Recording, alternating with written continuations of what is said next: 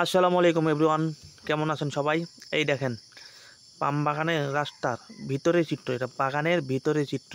দূর থেকে দেখলে মনে হয় কত সুন্দর সবুজ অরণ্য ঘেরা শুধু পাহাড় আর পাহাড়। কিন্তু পাহাড়ের ভিতর যে এটা কত সুন্দর আঁকা বাঁকা এই লতা পাতার মিলেই যে রাস্তা রয়েছে, দেখতে জঙ্গলের মতো, কিন্তু ভয় পাওয়ার কোনো কারণ নেই। এখানে কোনো আক্রমণ করার মতো কোনো জীবজন্তু নেই। তবে দেখতে একটু জঙ্গলের মতো হলেও মানে এক কথায় বলতে গেলে কৃষক যেমন শান্তি পায় মাঠে জমিতে কাজ করে, আমরাও তেমন শান্তি পাই এইরকম পাম বাগানে কাজ করে। তো আমার মতো কে কে কাজ করেন অবশ্যই কমেন্টে জানাই দিতে পারেন।